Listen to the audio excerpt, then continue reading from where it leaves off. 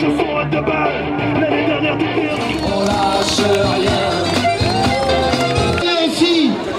On ne parle pas assez de la catégorie C et surtout celle des techniques, où il y a des techniques et des administratifs qui œuvrent au quotidien auprès des soignants pour pouvoir avoir un meilleur suivi au niveau des patients.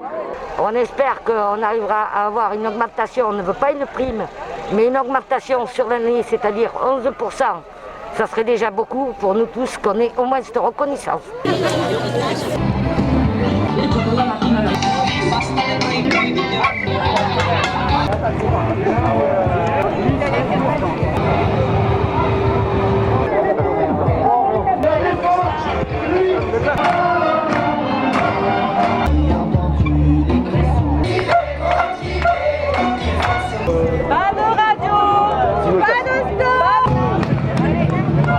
En intersyndical, nous avons décidé de créer en fait la médaille d'honneur, recréer la médaille d'honneur que nous a offert M. Macron, et nous allons la déposer un peu plus tard à l'ARS. On a aussi fait des billets de 500 € et des chèques vacances, parce que faut nous offrir des RTT, il faut nous offrir des bons vacances, mais tout ça c'est pour nous enfumer, pour bien nous faire oublier que l'hôpital a besoin de moyens, mais des vrais.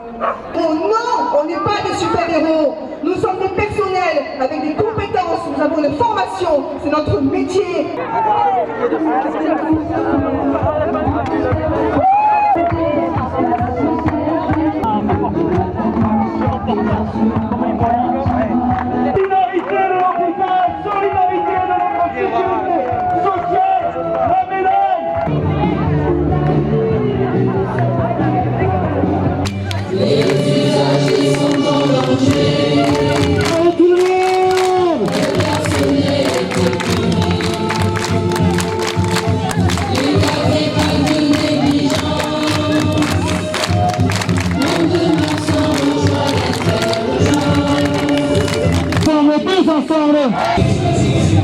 Usagers,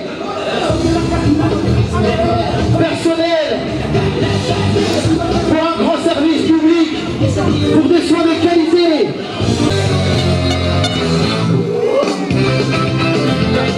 Pour la santé, arrêt de l'austérité. Avec une multitude d'usagers, hospitaliers, personnel, de la santé, de l'action sociale et du médico-social. Sophie, elle appuie sur tous les boutons. Il y a quelqu'un?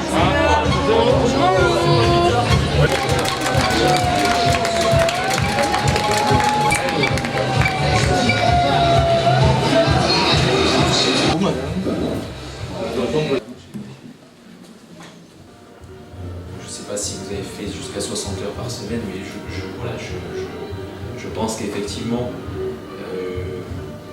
si on a eu des bons résultats, c'est pas par hasard, c'est que la crise a été préparée par les soignants. Elle vous a obligé les uns les autres à vous réorganiser, à accepter des conditions de travail compliquées. Elle vous a... parfois on a eu même des propositions qui étaient surprenantes de la part d'établissements.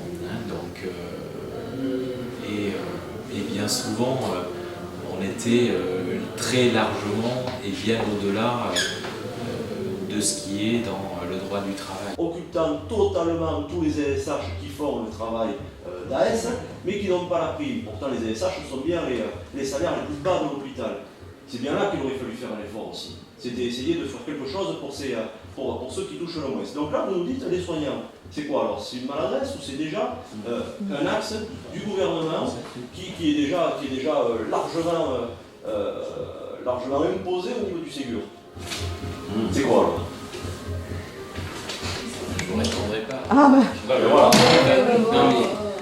Écoutez, comme d'habitude, quand on le rencontre, il va jouer les boîtes aux lettres, il va transmettre nos revendications, nos coups de gueule. Nous, c'est pas la gestion Covid au niveau de l'hôpital de Mont-de-Marsan qui nous intéresse, c'est pas tant les conditions de travail pendant l'épidémie Covid qui nous intéressent et sur lesquelles nous protestons. Non, nous, ce que nous avons rappelé au directeur de l'ARS, c'est qu'il y avait déjà des problèmes avant.